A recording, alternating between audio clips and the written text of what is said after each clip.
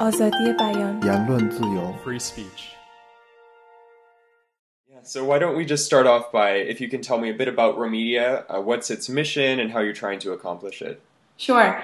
So the Romedia Foundation is a non-governmental organization based in Budapest, working to contribute to a positive perception of Romani ethnic identity, combat anti-Romani prejudice, and provide alternative information to policymakers on Roma through the production of films, videos, international media campaigns, and public events.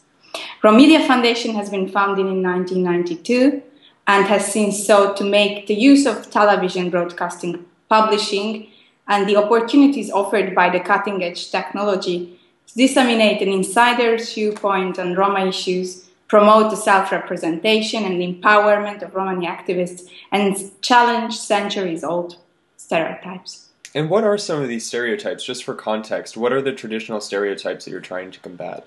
So you see, for example, Romani women are portrayed in mass media as exotic, half-naked, gypsy-dressed women. No matter we are living in the 21st century, if you ask someone on the street how he or she imagined a Romani woman, would give you back these very stereotypical romantic images.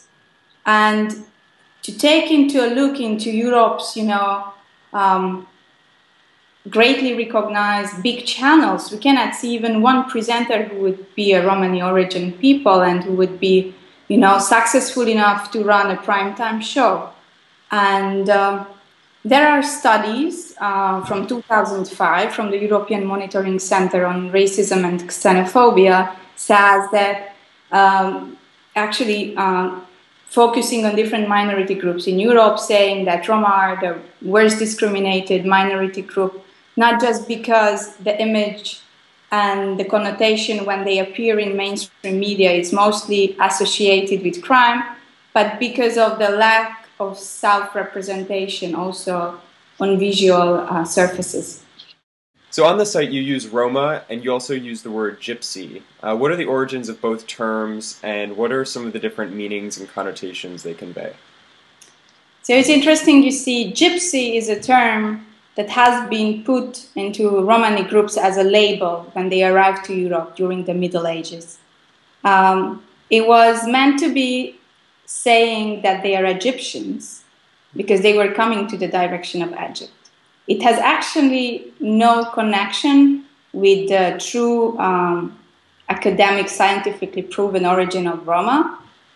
And it has been used during the Nazi era in a very bad light, in a bad connotation. Therefore, most of the Romani activists, including myself, trying to avoid using that term, but in the same time trying to show people, that that's a label that has been created to label us, but that's not a label that we actually would like to wear. So Rom, it's a term that means human in our language, in Romanes, and therefore we would like to be called as such in our language as Roma. Romani people actually live in Europe for more than 600 years. Definitely we are a visible minority in all European countries, so it's easy to recognize our people. And because of the historical persecution and the modern day survivor techniques, many communities still until today wouldn't consider calling themselves Roma or Gypsy. They would rather consider being non-labeled citizens and try to fight for their survivor. And I think we cannot be judgmental over this. So you mentioned some of the mainstream portrayals and some very big television shows right now. My Big Fat Gypsy Wedding, American Gypsies are getting a lot of press and they rely on these stereotypes. Have you seen any of these shows? Yes, I did. I had a chance to be in New York just that week on the 17th of July when American Gypsies has been released on National Geographic. And I was thrilled to understand the content, and I was in the first moment very happy to see that they're designing some Romani contents because it has not been happening in Europe. So I wanted to understand. I went to their webpage, I contacted the producer, and I watched the film. I need to tell you that I was really sad because the way American Gypsies trying to create an entertainment show depicting Roma as romantic, tribal, crime-related community, it doesn't help us at all. There are around 1 million citizens of the United States who have Romani origin, and they are not known in the mainstream, and they were not depicted until now in any light. So this kind of negative portrayal can enforce stereotypes that are widespread in Europe already. I actually believe that the American Gypsy series could be something different, but that's not the case. So we are trying to criticize with other NGOs and activists in Europe the way how it shows a family who is a traditional family, who is not even able to sufficiently speak English, so it's subtitled their English into English. This itself is a very patronizing way of depicting a community that I think wouldn't happen in the case of others. And I need to signal also that there are wonderful professionals in the United States who are actually Roma, who are sufficiently speaking English, finished Harvard, wonderful people who could be just the right topic for not Geo series. But I think that the intentions beside were not so clear, and definitely they would need to do more research on the topic before starting such a show. Do you have any idea why, you say on the site and you just mentioned, why Romani people are among the very most discriminated against in Europe? How is this developed and why has it persisted? First, Romani groups are scattered throughout Europe, meaning that we have relevant populations if you see whole Europe, but in each country we are a minority. And Romani people from the Middle Ages has been persecuted in different ways, been exclusionist policies that were not allowing to settle or go to school or, access the same services. Meaning that traveling, this is a traveling documents, for example, carne anthropometric. It's something that was a registration for French traveling Romani groups, and it still exists until today. If they move from one to another place, every 3 months they need to get a stamp at the local authorities, meaning that they are treated as second-class citizens. So why Roma are the most discriminated? Because we do not have economic interest groups who would represent our interest and who would fight for our interests and our needs. So it's almost possible to do anything without a vital Romani intellectual group. They can portray us as imbeciles in many times, in Slovakia, for example, in mainstream news, in Hungary, in Romania, Bulgaria. And there is no one to protest against with an appropriate voice. So that's where Romedia comes in, right? Romedia is trying to provide alternative information to policymakers and to mainstream people through channels that are free. And we're trying also to use the innovation for the benefit of our communities, meaning that we teach young women, young people, to use the camera as tools against discrimination policies, to understand the legal background and their rights, and be able to record their short videos when they are going to seek a job or seek a service and they deny it. We are able to convey most of our knowledge into new innovative media technology that helps us to create our audience. Yeah, I'm intrigued by the I'm a Roma Woman project, this empowerment campaign. Can you tell me what the roots are of that, how it's gone, and also what are some of the particular challenges that Roma women face? Sure. Let me start with your last question. Romani women are the worst discriminated group among Roma, meaning that we face multiplied discrimination because there are some traditional rules in our culture that wouldn't allow women to go for it according to the potential. And we are fighting against those traditional rules inside in the community, but we are fighting to change the perception of the mainstream as well. Because as you know, Romani women face 15 years less on an average life expectancy.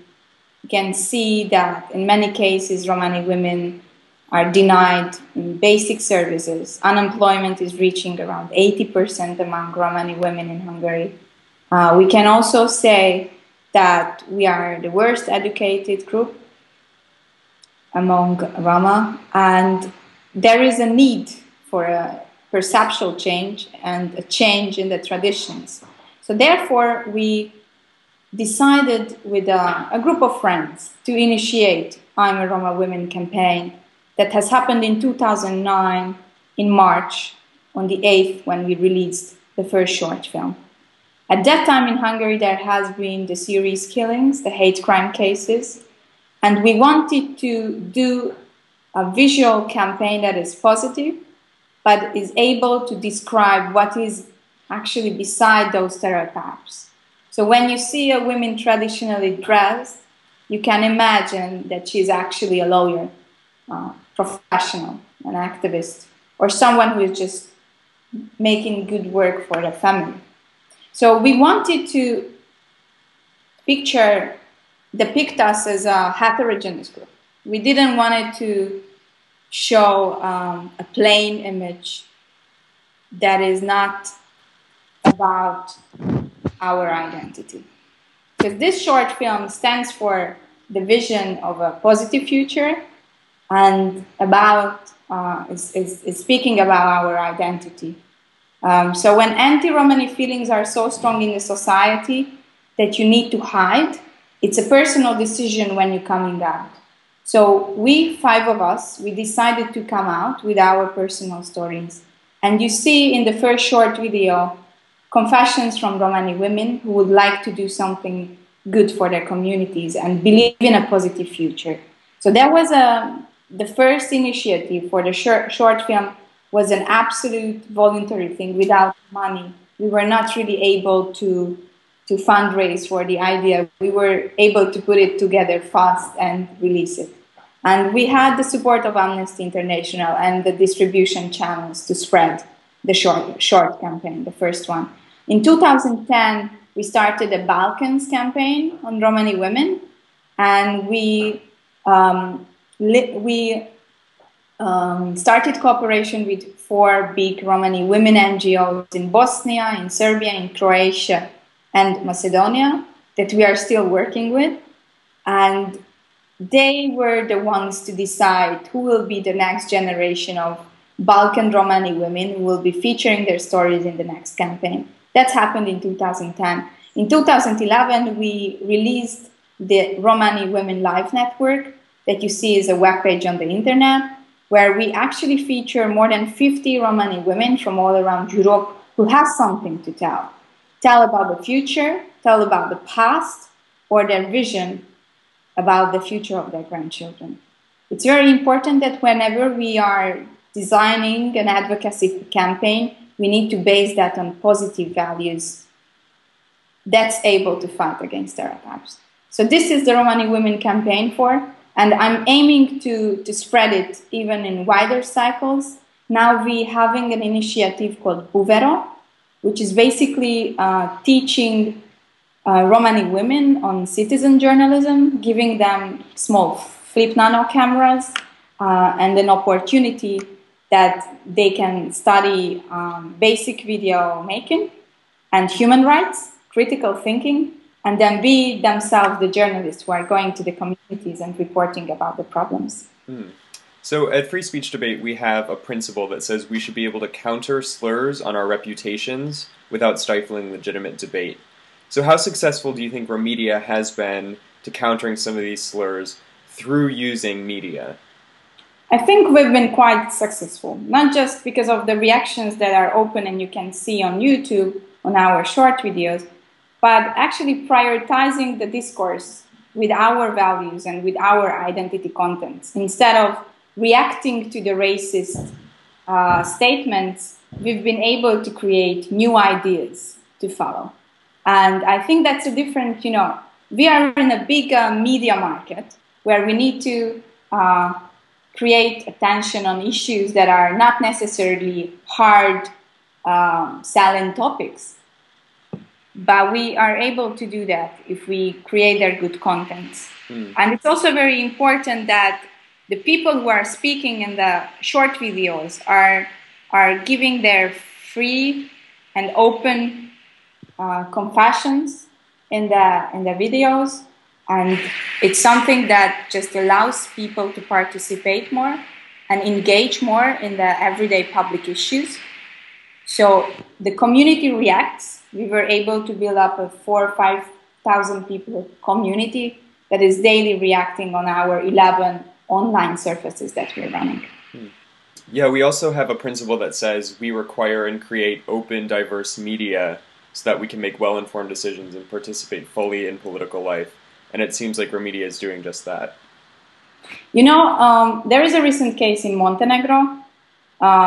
In Podgorica, there is on the outskirts a refugee camp that has been there in the past 13 years. We've been filming there in that respective refugee camp 2 times in the past years. And we do believe that raising awareness on the situation of IDPs in the territory of the former Yugoslav wars is one of the main issues why Romedia is fighting for. And we were actually very successful channeling in the voice of the Roma from the local communities to decision makers. That has been really effective, showing how they live, what are their challenges on a daily basis, what are their legal concerns, and how do they see their way forward.